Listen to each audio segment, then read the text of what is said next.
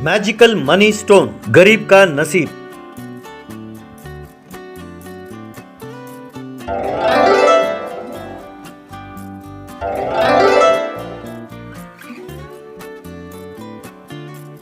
एक गांव में राम सिंह नाम का व्यक्ति रहता था।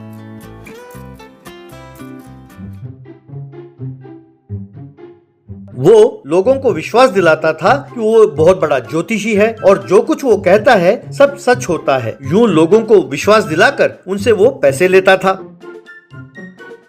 राम सिंह के घर के पास ही धर्म सिंह नाम का व्यक्ति रहता था। वो पत्थर तोड़कर अपना गुजारा करता था। धर्म सिंह राम सिंह के बारे में सब कुछ जानता था।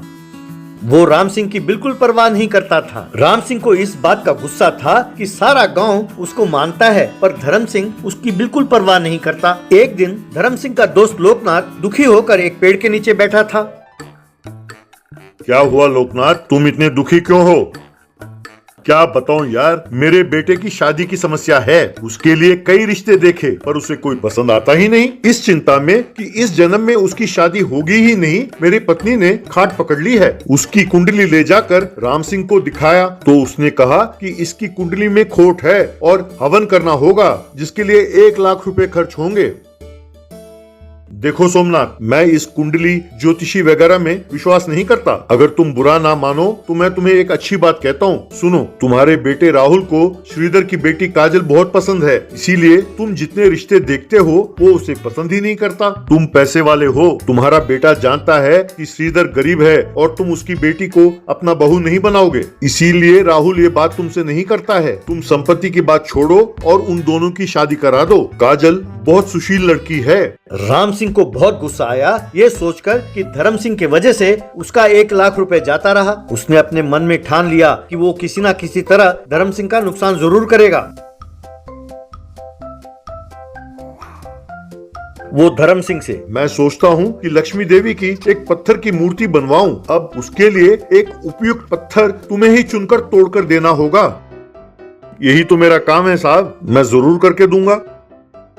राम सिंह अपने मन में, मैं नहीं जानता था कि वो इतने आसानी से मान जाएगा। जब ये अकेला होगा तो इसके हाथ तोड़ दूंगा मैं, फिर जिंदगी भर कोई काम नहीं कर पाएगा। वैसे भी अब तक इसकी वजह से मेरा काफी नुकसान हो चुका है। अगले ही दिन धर्म सिंह राम सिंह के काम के लिए पत्थर खोजने निकल पड़ा। राम सिंह उसके पीछे पीछे जाने लगा।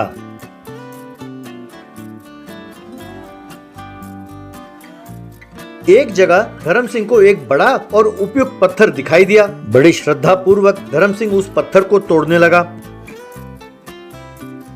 धर्म सिंह अपने हाथ में एक लाठी लिए धर्म सिंह के पीछे छिपकर खड़ा था कि कब मौका मिले और कब उसका हाथ तोड़े। थोड़ी देर बाद जब उसने देखा कि कोई उसको देख नहीं रहा है तो उसने डंडा उठाया धर्म सिंह को मारने के लिए, लेकिन राम सिंह का हाथ यूं हवा में ही रुक गया। धर्म सिंह जिस पत्थर को तोड़ रहा था उसमें से लक्ष्मी देवी बाहर प्रकट हुई। उस टूटे हुए पत्थर में से नोटों के बंडल के ढेर लग गए। इस दृश्य को देखकर हैरान हो गया। अचानक राम सिंह की आंखों के सामने तेज रोशनी हुई, फिर उसे दिखना बंद हो गया।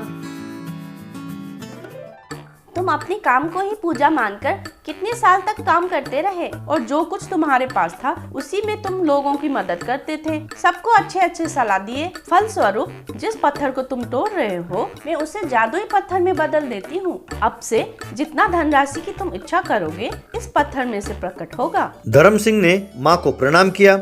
ये बात सुनकर राम सिंह, ये तो अन्याय है माते, मैं तुम्हारा परम भक्त हूँ। हर रोज बिना तुम्हारी पूजा किए मैं पानी तक नहीं पीता। वो नास्तिक है, उसने कभी भी तुम्हें प्रणाम तक नहीं किया और आप उसे वरदान देती हो और मुझे अंधा कर दिया।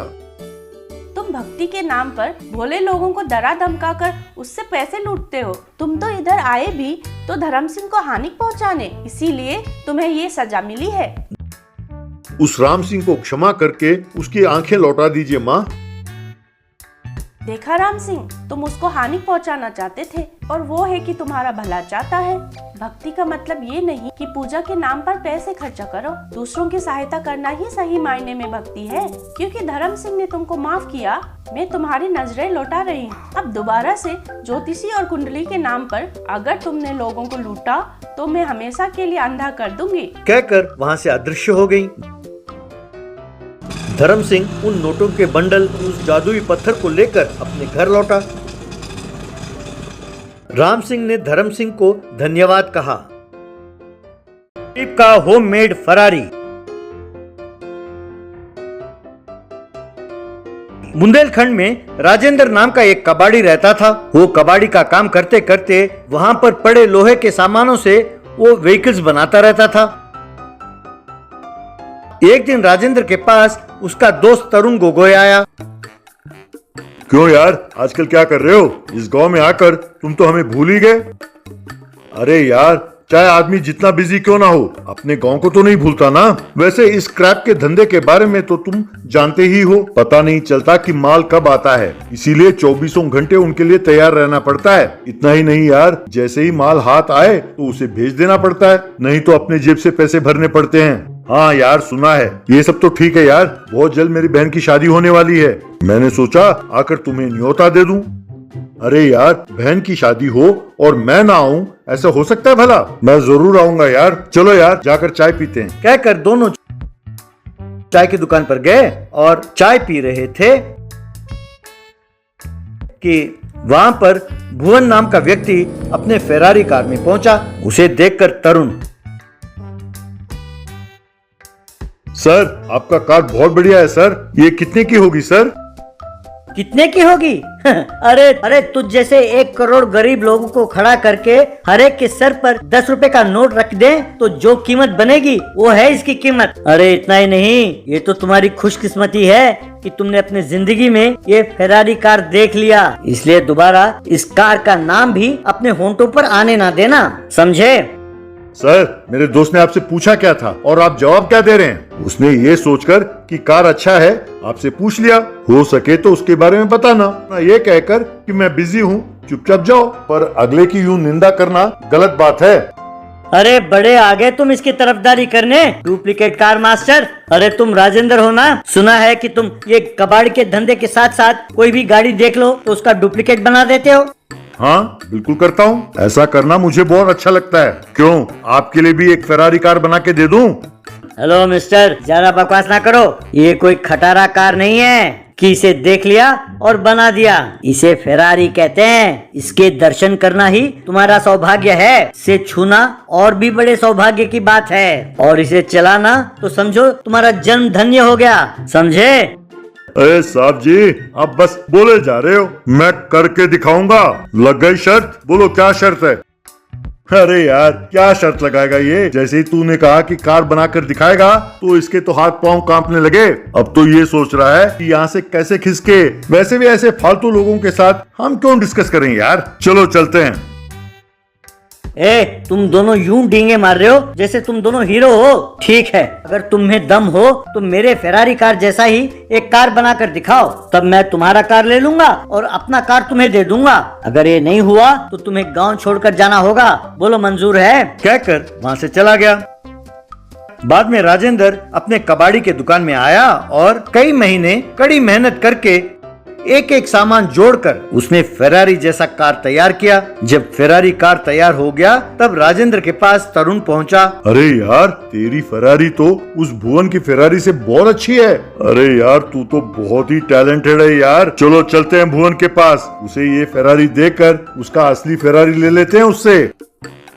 अरे यार, हो सकता है कि उस भुवन ने हमसे शर्त लगाई हो, लेकिन उससे शर्त लगाने की वजह से ही मैं इतना बढ़िया कार खुद ही बना पाया। मेरा कोई उद्देश्य नहीं है कि मैं ये गाड़ी उसे देकर उसकी गाड़ी ले लूं। यूं कह ही रहा था कि भुवन अपने आदमियों के साथ वहां पहुंचा।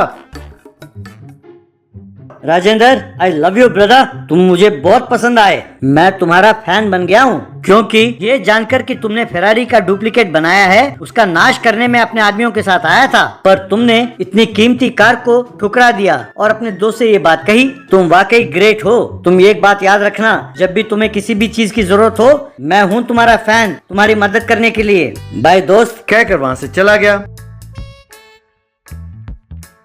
तब राजेंद्र तरुण से, ये क्या यार, भुवन तो कब का चला गया और तुम्हारा मुंह अभी तक खुला का खुला है। अरे ये सब बातें भूल जा यार, कल अपनी बहन की शादी में बारात इसी फेरारी में आएगी, समझे? एकदम हंगामा करेंगे। तब तरुण ने राजेंद्र को थैंक्स कहा।